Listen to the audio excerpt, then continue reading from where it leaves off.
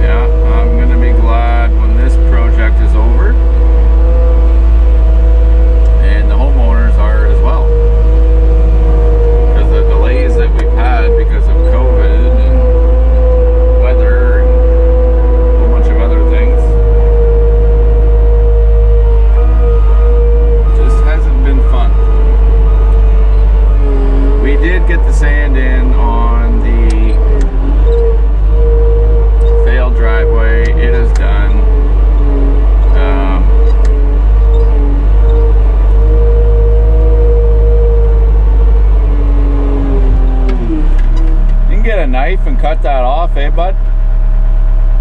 Just leave it up about 4 inches for the topsoil to, yeah. Anyways,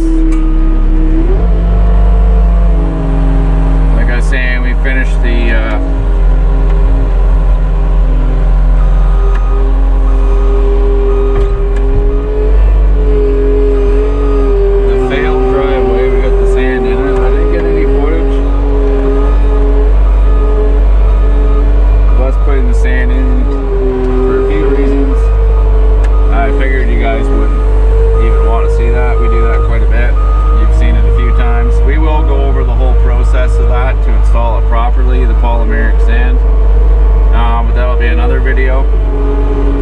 I just want to explain to you why that driveway failed and what you can do to prevent your brand new driveway from failing.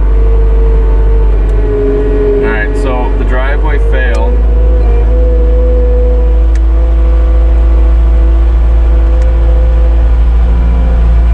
For multiple reasons.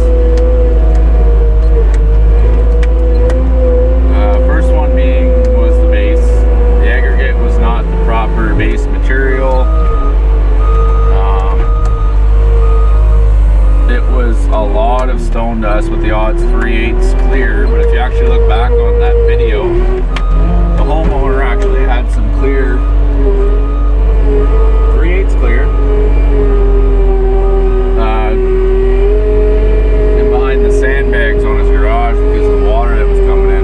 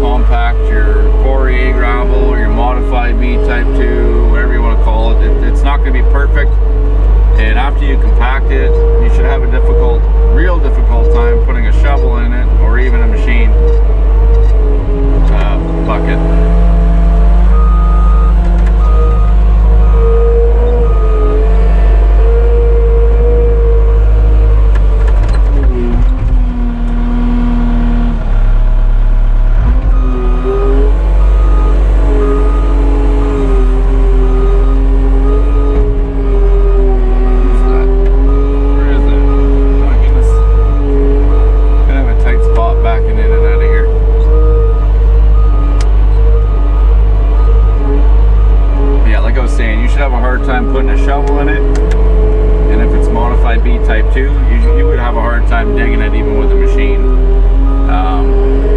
They use modified B-type 2 for soil correction. But anyway, that's not the point. The point is, it was just purely stone dust.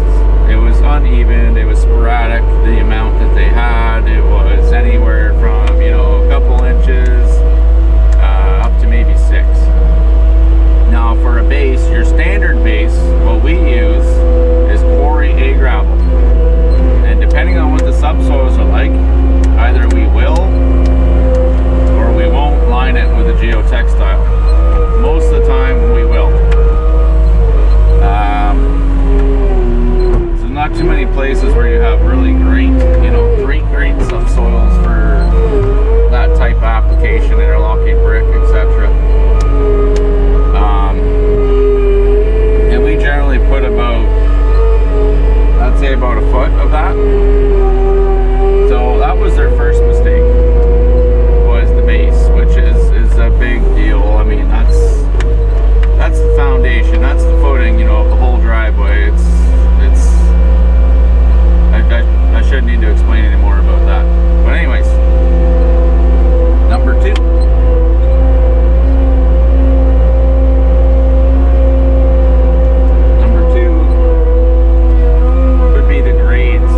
He actually was following the grass line. I think it was about 9-10 feet away from the garage. It was actually sloping back towards the garage, which is why he had the area sandbagged.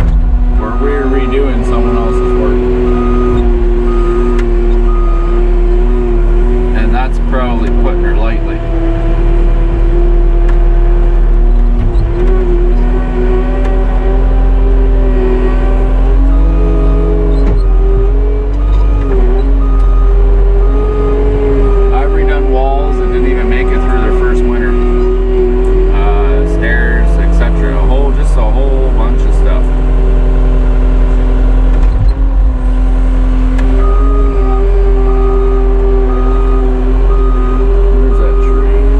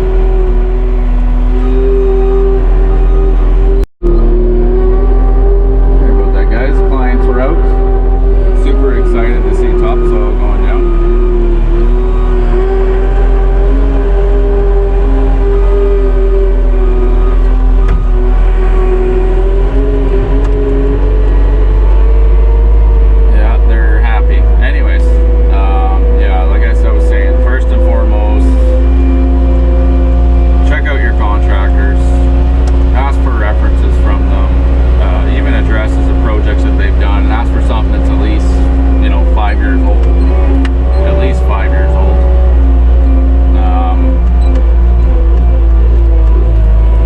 I can't stress enough, especially with my trade, you do not need like a red seal, you don't need a ticket or anything to be able to do hardscaping. All you need is a pickup truck and a wheelbarrow and you can call yourself a hardscaper.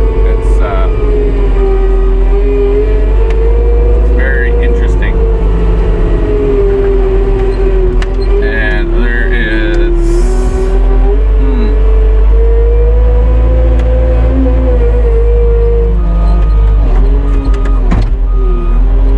there's got to be, I think, around 20 companies in North Bay right now that do what I do.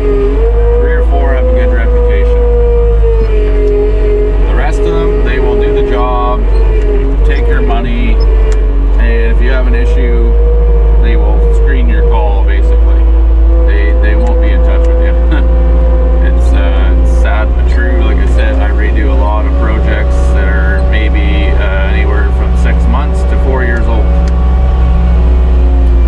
Every year, I do 1 to 4 of